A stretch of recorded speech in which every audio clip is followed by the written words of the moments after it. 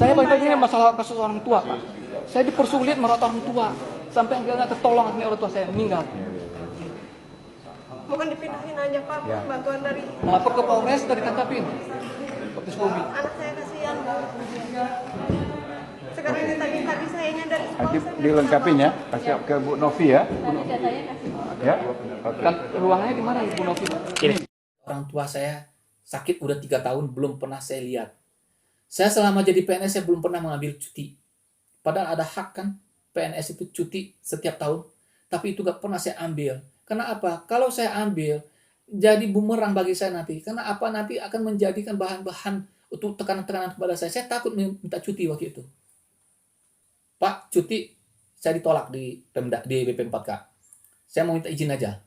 Saya mau minta izin mau menjemput orang tua yang mama saya itu udah lumpuh total, papa saya itu sudah pikun dan mengalami stroke ringan.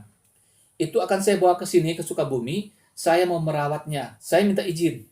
Nggak apa-apa, Pak, katanya, jawabnya. Saya izinkan Bapak 3 hari. Saya tidak perlu 3 hari, Pak. 1 hari cuma saya minta izinnya, Pak. Saya akan minta izin hari Jumat. Sabtu Minggu kan libur. Hari Senin saya akan masuk kerja lagi, masuk kantor. Ya terserah Bapak. Akhirnya kita atur. Saya atur waktu. Saya minta tolong ke adik saya. Orang tua saya itu berada di Melabuh, Aceh Barat. Maka pada hari yang sama, saya dari Jakarta berangkat, dari Sukabumi saya berangkat ke Aceh, ke Banda Aceh. Dan adik saya membawa orang tua saya ke Banda Aceh juga. Jadi ketemu di Banda Aceh. Orang tua saya itu sudah tidak mengenal saya lagi. Sudah nggak bisa berbicara lagi. Pandangannya kosong. Kedua-duanya seperti itu. Saya sedih. Mereka nggak mengenal saya. Disitulah makanya saya berjuang merawat mereka. Dan saya siap. Tiap pagi, mama saya itu saya mandiin, saya gendong, saya mandiin, kemudian saya kasih sarapan. Papa gitu juga. Alhamdulillah 10 hari berada di rumah saya, papa saya itu bisa bicara, kemudian malah dia menghibur anak saya, mancing-mancing bercanda sama anak saya, berdendang. Bahkan saya ajak main badminton, beliau masih bisa mengayunkan raket walaupun nggak kena bolanya kan. Alhamdulillah waktu itu saya bersyukur sekali dan beliau sempat nyambung. Kemudian mama saya juga begitu. Tadinya nggak bisa menyuap sendiri, tapi udah bisa menyuap sendiri. Baca Al-Fatihah bisa, Qul Huwallah bisa. Kemudian saya coba menelpon adik saya di Denpasar, nyambung dan bisa menjawab pertanyaan-pertanyaan adik saya. Kemudian saya telepon lagi adiknya yang di Padang, dia telepon, nyambung, adiknya yang di Aceh, nyambung. Tiba-tiba saya dikasih surat mutasi. Namun saya paksa menerimanya. Dan saya berpikir gimana orang tua saya ini, gimana nantinya. Karena apa? Saya dipindahkan jauh. Perjalanannya dari rumah itu 1,5 jam, lebih kurang. Sedangkan sebelumnya, selama ini, hanya 5 menit. Makanya saya pagi berangkat, siang jam 12 saya pulang. Ketemu lagi sama orang tua, saya makan bersama. Berangkat lagi, sorenya pulang. Jam 5 udah nyampe, setengah 5 udah nyampe. Ketemu lagi, jadi orang tua itu ingat ke saya. Tapi karena saya dipindahkan ke tempat yang jauh, yaitu di BP3 ke Geger Bitung, Kecamatan Geger Bitung, Kabupaten Sukabumi. Ya, ini surat saya dimutasikan di sini, Pak. Terus katanya, Bapak mau tugas di mana, mau wilayah mana binaannya. Itu terserah Bapak. Kenapa? Saya mutasi aja tanpa dikonfirmasi, udah tiba-tiba udah ada SK-nya aja. Makanya saya terserah Bapak, Pak. Kan saya menerima mutasi juga secara tiba-tiba begini. Itu kan berarti ya, silakan aja, Pak.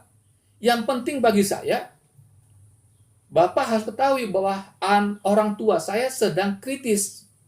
Saya sedang merawat orang tua saya yang perempuan lumpuh total, papa saya pikun dan stroke. Ternyata saya ditugaskan di wilayah binaan yang paling jauh di antara petugas-petugas yang lain. Orang tua saya kedua-duanya kembali lagi. Sudah nggak mengenal saya lagi, tidak bisa bicara, pandangan kosong, bahkan berbagai macam keanehan-keanehan terjadi waktu itu.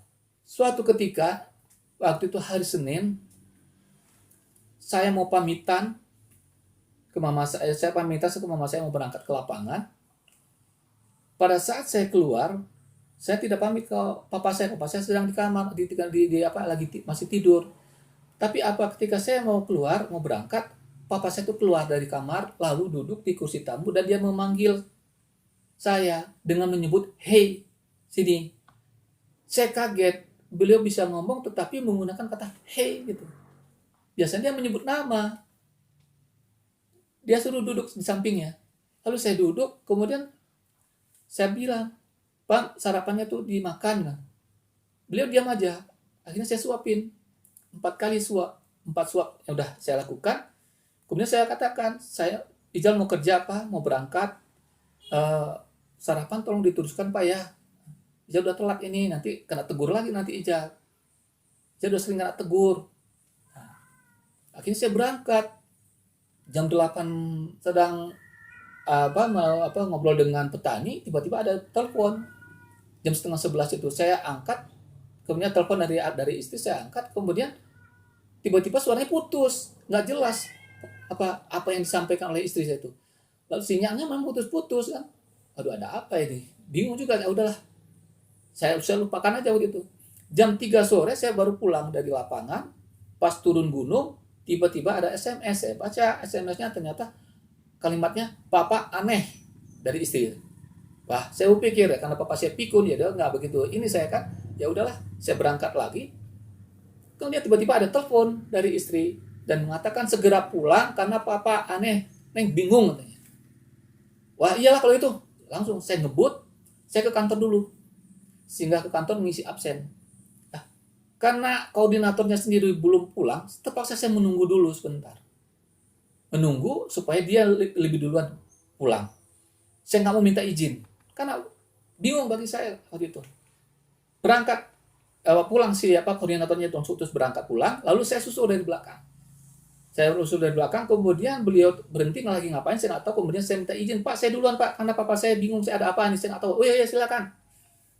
Pulang saya sampai di rumah sekitar jam 5 lewat.